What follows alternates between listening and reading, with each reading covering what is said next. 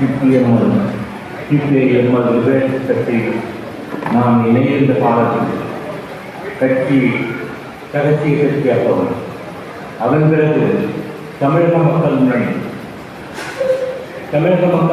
தலைமையாகி நடத்திருந்த போது தோழர் எஸ்என் எனக்குமான நெருக்கமான உறவு. அங்கு எதிரிகளை விட இடதுசாரி என்ற சிபிஐ கட்சிதான் எங்களுக்கு எதிரியாக எங்களை அடைத்தோடிக்க ஆளுநரை சேர்ந்தார்கள்.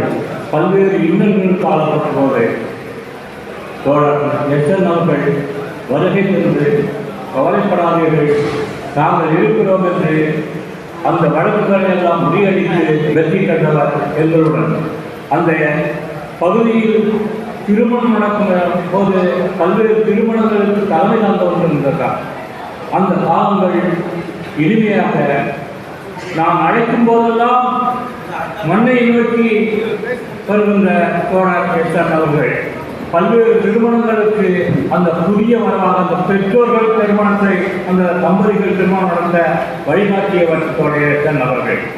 அவர்களுடன் அவருடைய நினைவு அவருடைய இறப்பு செய்தி எனக்கு மிகவும் தாமதமாக நடந்து முடிந்த பிறகுதான் எனது மகன் மூலம் எனக்கு தெரிய வந்தது.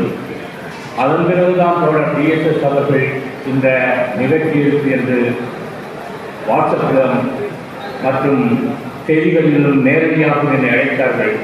அவருடன் வாழ்ந்த காலத்தில் நான் ஒரு நெறியாளனாக மாற்றப்பட்டேன். சாதிய சிந்தனையாளன் இருந்தவன் வர்க்க சிந்தனையாக மாற்றப்பட்டேன். அப்படி புதிய வாய்ப்புக்கு இந்த அவர்களுக்கு வீர வணக்கத்தை செலுத்தி வெளிப்படுகிறேன். நன்றியுடன்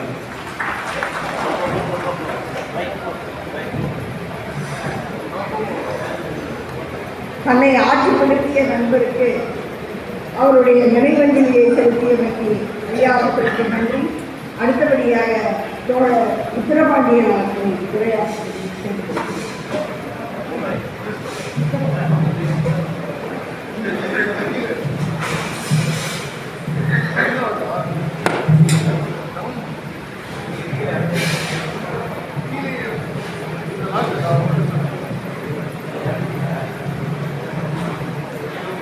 அவையில் கூடியிருக்கும் அத்துணை பெருமக்களுக்கும் என் நன்றியையும் தெரிவித்துக் கொள்கின்றேன்.